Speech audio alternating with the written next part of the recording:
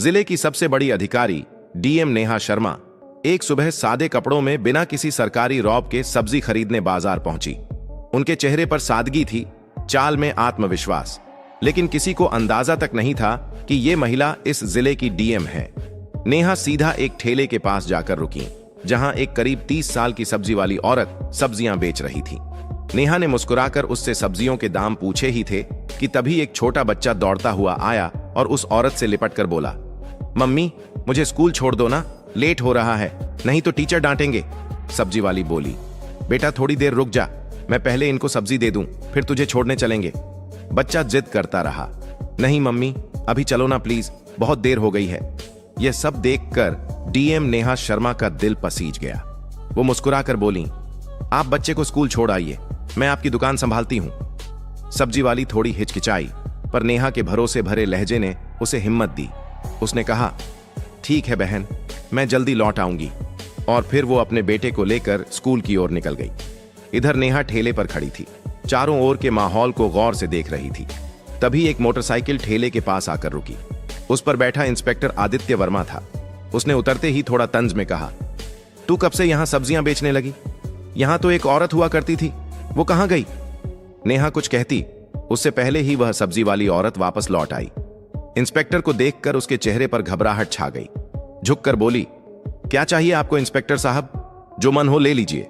Inspector ने बेजा हुक्म दिया, आधा किलो टमाटर दे, 1 किलो भिंडी और आधा किलो परवल भी देना। औरत ने बिना कुछ कहे जल्दी जल्दी सब्जियां तौल दी। इंस्पेक्टर बिना एक भी पैसा दिए मोटरसाइकिल पर बैठा और चलता बना। यह सब देख नेहा शर्मा स्तब्ध रह गईं। कुछ पल खामोशी में बीते, फिर उन्होंने सब्जी वाली से पूछा, बहन उसने पैसे क्यों नहीं दिए? आपने उससे कुछ कहा क्यों नहीं? औरत की आंखों में मजबूरी साफ दिख रही थी। धीमे स्वर में बोली, बहन क्या कहूं, ये इंस्पेक्टर रोज ऐसे ही सब्जियां ले जाता है। जब कुछ बोलती हूं तो धमकाता है, कहता है मुझसे पैसे लेगी, अभी तेरे ठेले को उठवा दूंगा।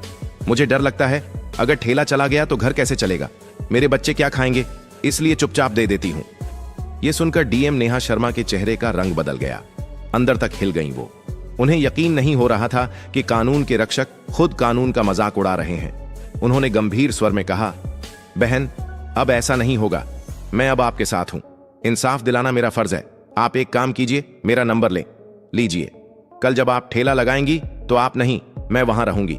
आप घर पर आराम कीजिए, बाकी मैं देख लूंगी कि वो इंस्पेक्टर पैसे देता है या नहीं, और अगर नहीं देता तो मैं उसे कानून की ताकत दिखाकर ही रहूंगी। औरत की आंखों में आंसू थे, लेकिन पहली बार उसमें राहत और उम्मीद झलक रही थी। अगली सुबह नेहा शर्मा ने एक गांव की औरत का भेष बनाया। ना कोई मेकअप, ना कोई पहचान। साधारण साड़ी पहने, सिर पर पल्लू रखे वो ठेले पर आ खड़ी हुई। ठेले पर ढेर सारी सब्जियां सजाई गईं। सब कुछ तैयार था। कुछ ही देर में वही इंस्पेक्टर आदित्य वर्मा अपनी मोटरसाइकिल पर वहां पहुंचा। इंस्पेक्टर आदित्य वर्मा ने अपनी मोटरसाइकिल ठेले के पास लगाई और घूरते हुए बोला, क्या बात है, आज फिर तुम यहां? वैसे तुम उसकी क्या लगती हो? कल भी तुम यहीं थी और आज भी।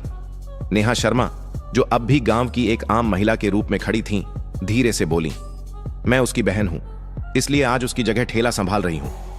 इंस्पेक्टर ने घिनौनी मुस्कान के साथ कहा, तो तुम तो अपनी बहन से भी ज्यादा खूबसूरत निकली, बहुत प्यारी लग रही हो आज।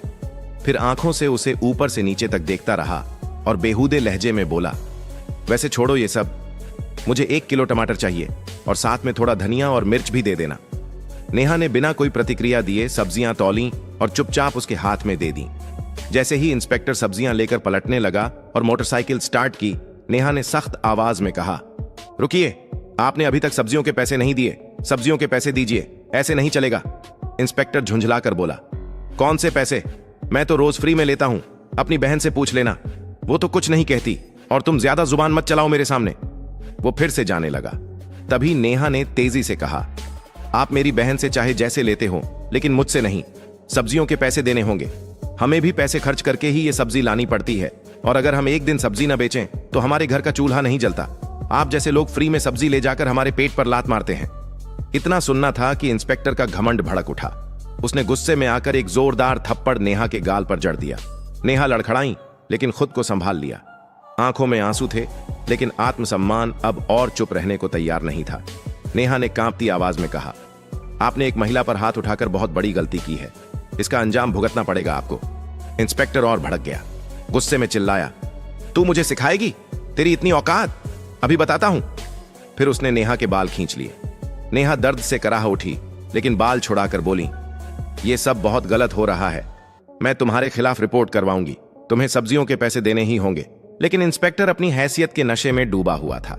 बोला, रिपोर्ट? तेरी इतनी औकात है?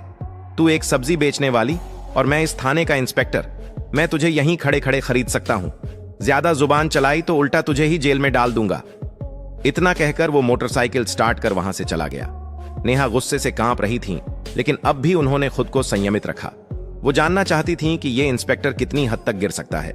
कुछ पल ठेले के पास बैठने के बाद उन्होंने सब्जी वाली को फोन किया और कहा, अब तुम ठेले पर आ जाओ। सब्जी वाली के आते ही नेहा वहां से चुपचाप निकल गई। घर जाकर उन्होंने अपने साधारण कपड़े बदले और पीले रंग का सलवार सूट पहनकर एक सामान्य महिला की तरह बिना किसी पहचान के थाने पहुंची।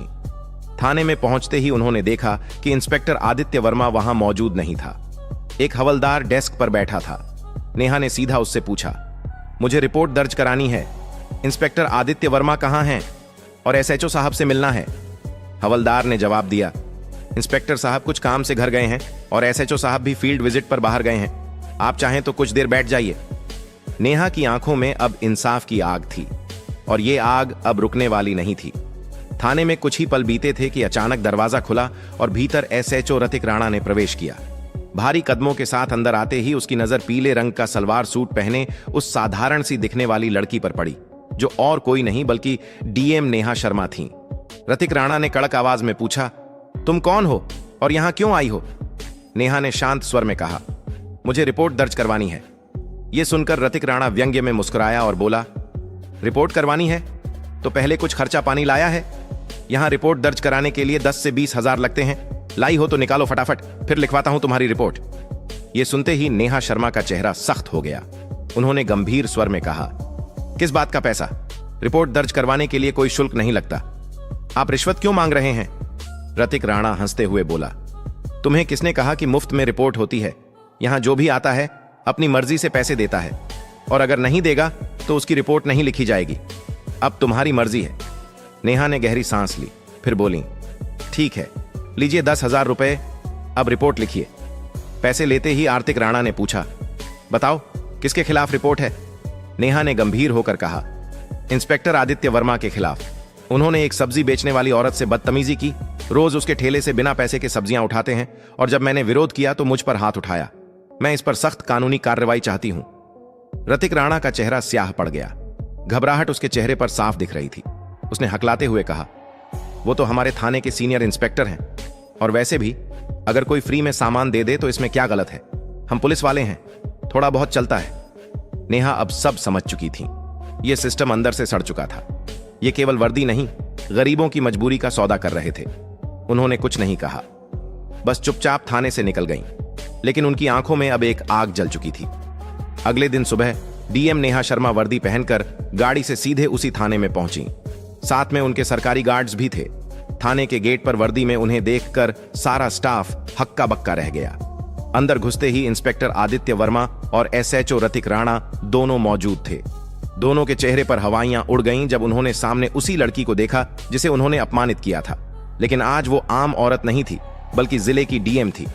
घबराए हुए दोनों एक साथ बोले, आप कौन हैं और ये वर्दी क्यों पहनी है? नेहा की आंखें अब एक अधिकारी की गरिमा से चमक रही थीं। उन्होंने गंभीर स्वर में कहा, वर्दी नहीं दिख रही? मैं हूं इस जिले की डीएम नेहा शर्मा और मैं अब सब जान चुकी हूं कि इस थाने में किस तरह गरीबों को धमकाया जाता है, उनसे पैसे ऐंठे जाते हैं और कानून के नाम पर अत्याचार किया जाता है। दोनों के पांव तले जमीन खिसक गई।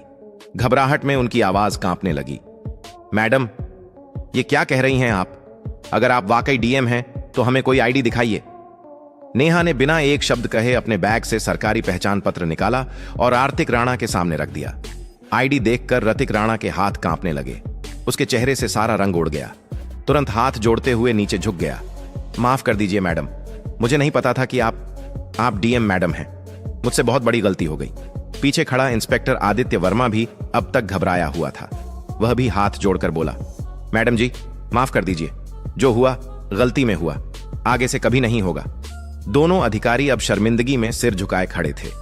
लेकिन डीएम नेहा शर्मा की आवाज में अब कोई नरमी नहीं थी। उन्होंने कठोर स्वर में कहा, आज से तुम दोनों सस्पेंड हो। वर्दी पहनकर तुमने क्या किया है उसका हिसाब अब कानून करेगा। इस जिले में अब गरीबों का अपमान नहीं होगा, ना ही वर्दी की आड़ में लूटपाट। फिर उन्होंने पीछे खड़े स्टाफ को निर्देश दिया, इन दोनों को तत्काल प्रभाव से निलंबित किया जाए और इनके खिलाफ विभागीय जांच शुरू हो। पूरा थाना अब खामोश था। डीएम नेहा शर्मा ने एक बार फिर साबित कर दिया था कि वर्दी सिर्फ ताकत नहीं, जिम्मेदारी का प्रतीक होती है। डीएम नेहा शर्मा ने कड़े स्वर में दोनों अफसरों की ओर देखा और बोली, तुम दोनों माफी के लायक नहीं हो। आज जो तुमने किया है वो एक अधिकारी नहीं, एक अपराधी करता है। अगर मैं तुम्हें माफ कर दूंगी तो तुम फिर वही हरकतें करोगे, फिर किसी गरीब को कुचलोगे, फिर किसी मासूम की आवाज दबाओगे। इतना कहकर वो आगे बढ़ने लगी, लेकिन तभी इंस्पेक्टर आदित्य वर्मा और एसएचओ रतिक राणा दोनों उनके पैरों में गिर गए। आंखों में पश्चाताप और चेहरे पर शर्म साफ झलक रही थी। मैडम, आप बिल्कुल सही कह रही हैं, हम वाकई माफी के लायक नहीं, रतिक राणा बोला। लेकिन एक आखिरी मौका दीजिए, हम सच में बदल जाएंगे। आज के बाद किसी गरीब को नहीं सताएंगे, किसी से फालतू पैसे नहीं लेंगे और हर फरियादी की इज्जत करेंगे। आदित्य वर्मा ने भी सिर झुकाकर कहा, हमें माफ कर दीजिए मैडम, वादा करते हैं कि दोबारा ऐसी गलती नहीं होगी, और अगर हो भी गई तो आप हमें सस्पेंड नहीं, सीधे जेल भेज देना। नेहा शर्मा कुछ देर चुप रहीं। उनकी आंखें दोनों की नम आंखों और डरे हुए चेहरे पर टिक गईं। फिर उन्होंने गहरी सांस ली और गंभीर स्वर में बोली, ठीक है, मैं तुम्हें माफ कर रही हूं, लेकिन ये आखिरी मौका है। अगली बार अगर किसी भी गरीब की आवाज मुझ तक पहुंची, अगर फिर किसी ने कहा कि थाने में अन्याय हुआ है, तो मैं तुम दोनों को सिर्फ सस्पेंड नहीं, सलाखों के पीछे डालूंगी, और इस बार कोई माफी नहीं होगी। दोनों अफसरों ने सिर झुका लिया। उनका आत्मसम्मान चूर चूर हो चुका था, लेकिन अब उनमें सुधार की एक सच्ची झलक थी। नेहा शर्मा ने थाने से बाहर निकलते वक्त एक नजर पूरे स्टाफ पर डाली और बोली, पुलिस की वर्दी डराने के लिए नहीं, भरोसा देने के लिए होती है। इस वर्दी की इज्जत तभी होगी जब इसे पहनने वाले खुद इज्जत देना सीखेंगे। डीएम के जाते ही पूरे थाने में सन्नाटा छा गया। सबके चेहरों पर शर्म और सोच की लकीरें थीं। उस दिन के बाद पूरा थाना जैसे बदल गया। अब न कोई रिश्वत लेता था, न किसी गरीब की आवाज दबाई जाती थी। हर फरियादी की बात सुनी जाती, रिपोर्ट बिना पैसों के दर्ज होती और सड़क से बाजार तक हर जगह पुलिस लोगों की मदद करती नजर आने लगी। सब्जी वाली औरत भी अपने ठेले पर मुस्कान के साथ बैठती थी, क्योंकि अब उसे किसी का डर नहीं था। ये कहानी हमें सिखाती है कि हिम्मत और ईमानदारी से बड़ी कोई ताकत नहीं होती। अगर किसी पद पर बैठा व्यक्ति अन्याय करता है तो उसकी वर्दी नहीं, उसके कर्म बोलते हैं। और जब सच बोलने वाला उठ खड़ा होता है तो पूरा सिस्टम बदल सकता है। अगर आपको यह वीडियो पसंद आया हो तो एक लाइक जरूर करें, गरीबों की आवाज को और लोगों तक पहुंचाने के लिए शेयर करें, और ऐसी ही कहानियों के लिए हमारे चैनल मशकूर वॉइस को सब्सक्राइब करना न भूलें। धन्यवाद।